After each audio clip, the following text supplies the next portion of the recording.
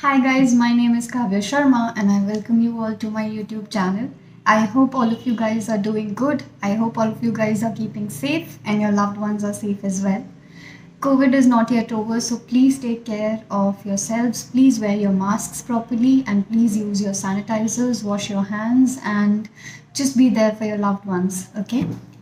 All right. So I'm seeing you guys after a very long time. I've been doing a lot of voiceover videos because it's hard to find time to make good YouTube videos, but I thought that I should finally focus a little on this side and this aspect of my artistic instinct as well. So here I am with a video.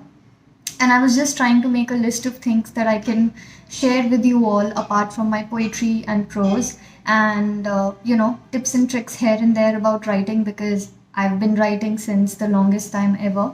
Not that I'm very old, but yes, writing is something that I do for a living. Writing is something that I do, following my passion. So it's anything and everything that basically it is a big part of my life and it defines who I am, a lot of who I am. So today I am going to share with you all my 5-step process of editing books. So why am I giving you these suggestions? I have written 4 books of my own and I also self-edit my books a lot. So this is a process that I came up with, editing my own books and editing other people's books as well, because I work as a freelance editor and I'm affiliated with a lot of publishing houses in and around India.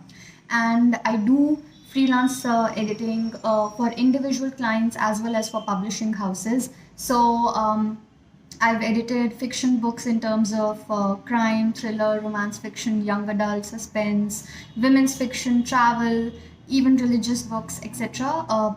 I rarely do non-fiction. Fiction is my strength. And I've also edited a lot of anthologies and poetry books and short story books. So this is coming out of a lot of personal experience and also having worked on certain projects. So these are my 5 tips of editing that you can follow while editing your own books. Let's get started. Okay, so before you actually start editing your book, once you've finished writing your book, you've completed it, you've done anything and everything you can to finish it, whether it's a 20,000 word manuscript or a 50,000 word manuscript or a 1 lakh word manuscript, just keep it aside for 2 weeks. Do not touch your book for 10 to 14 days. Because if you immediately start editing your book right after you're done writing it, you're not going to edit it with a fresh mind. You will not have a fresh perspective and you will ignore a lot of mistakes that you could have otherwise noticed. Okay, so just maintain some distance from your book, distance yourself from it, relax a bit, get into that normal life zone, away from your book. And then after you return to your book after say 10 to 14 days, that's when you follow the first step, which is just read your book. Okay, and read your book as a reader. That's the most important step. When I say read it as a reader, I mean just don't read it as someone who's written it. Okay, read it as someone who's going to buy that book, who will probably enjoy or not enjoy that book. Okay, so read it from a very layman's perspective. And I'm going to tell you in advance that when you're reading your book, you will find a lot of mistakes. Okay, you will see spelling mistakes, grammar mistakes, punctuation mistakes, because when we are writing full-fledged books, no matter how good a writer you are going to make some mistakes. It just happens in the process of typing down books, whether you're doing it on a Word doc or any other platform. So you will find mistakes, but control that urge to change right then and there. Just read the unedited version of your book as a reader. Okay, and note down the mistakes that there are. Okay, then we come on to the second step. Herein you act as a proofreader, which means you change the basics of the book. Okay, which means you check the grammar, you check the spelling mistakes, you check the punctuation mistakes, you see if you've mistaken any character names. I have even edited books wherein the character names changes from chapter 1 to 10. Suddenly it becomes from Ritika to Rita. People even make these silly mistakes.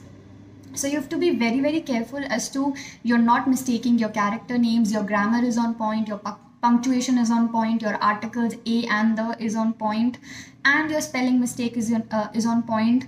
You've not written the same thing again and again. Okay, repetition should not be happening. So change these basic things. Okay, and simultaneously note down the major changes that your book needs to be edited with. Okay, now what are these major changes? These will be discussed in the third step, okay, which is note down the major changes.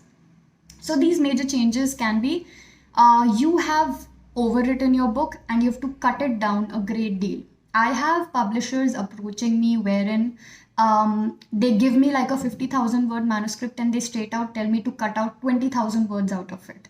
Okay, and as someone who's not written it, as someone who's reading it from a third person's point of view, I have to be very careful because I do not want to take the essence of the book out of it.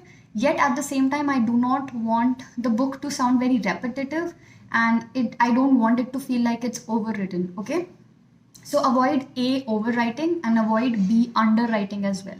So there are two types of writers. Okay, people who overwrite in their drafts, okay, and people who underwrite in their drafts. I personally fall in the second category. I underwrite, and when I'm editing my book, I actually add 10 to 15,000 words extra because I get more new ideas, and I prefer adding them later on because I come up with a fresh mindset. Okay, so in the third step, you note down the major changes. Those can be changes regarding the setting in your book, wherein maybe you've overdefined or underdefined a setting. It can be regarding a character wherein you think you need to add a new side character because that can work better, or you need to remove a side character because it's just not important enough and your book can do without it. Maybe you need to change some bit in the narration or in the voice, or you need to work on your dialogues, or you need to work on your language and structuring of your book. Sometimes I've even switched chapters while editing books because I felt that chapter 2 might work better as chapter 3 and vice versa. Okay, so these are the major changes that you can make in your book while you're editing your book because they come out better than the other changes. So the smaller changes are changes like spelling mistakes, grammar, punctuation, etc. And the bigger changes are the changes that I just talked about. So that's the third step. Okay, the fourth step is once you've noted down all these bigger changes, the fourth step is to actually rectify these mistakes. Okay, note down the page number, note down the paragraph number, and then just simply go on to that page number, paragraph number, read the whole chapter and make these major changes in your book. Okay, so I know a lot of people think that editing is all about just checking the grammar and punctuation, but it's actually not just that. Editing is basically seeing whether the book is coming out to its fullest potential, whether it is the best version of itself. It's the best thing that has ever been written. So as editors, our role is not just to check the basics in language, but also to see how can the book be bettered, so that there is more reader engagement. Okay, and it has that selling quality, that selling point in there. All right, which then brings me to my fifth point, because the fourth point was making those major changes that you've noted down in the third step. Okay, so the fifth step is finally reading your book as someone who's written it, as an author, as someone who owns it, as someone who's viewing it from a very, very critical eye. Because you've read it as a reader, you've done the proofreading, you've changed the basic grammar, punctuation, spelling mistakes, and noted down the major changes. In the fourth step, you've made the major changes. Now, in the fifth step, you've done everything you can to improve and work on your book. So the last step is being the author of the book, the owner of the book, and finally viewing it from a very critical eye and seeing that it works fine. So this is my 5-step process of editing books. This is what I personally do. I'm sure there are a lot of other authors who have their own personal and interesting ways of editing their own books, but this is just my way, and that's how I personally edit my books. And this has been helpful, and that's exactly why I've stuck around and I decided to share it with you all. Now remember that books are not just supposed to be edited once, because there is always some mistake or the other that we tend to ignore, that we tend to miss out on, and that's exactly what you don't want to do. So make sure that you're at least self-editing your books 2 to 3 times before you start approaching publishers with your book. Okay, because as someone who's worked as a commissioning editor, who's still working as a commissioning editor, a lot of my responsibility is also to see which book is worth publishing and which is not. Okay, which has that value and which is just like plain bland story, any other story that everyone can write. Okay, so to make it stand out for the publisher, make sure your language, your structure, your presentation is crisp and nice and flawless. Like, if as a commissioning editor that I notice, as an author you've made so many grammatical and punctuation errors, it's just going to put me off. Okay, so make sure that you focus not just on the content but also on the presentation and the structuring and the basic layout of the content, because that also makes a huge difference in the book, and that has to be done in the editing process. Okay, so I hope this 5-step process helped you. If you have any other questions regarding writing or poetry or fiction, you can put it down in the comment section below, and I will get back to you, making a video around that and help you guys in any other way that I can. With this, I'll take your leave. Have a good day. Take care. See you in the next video.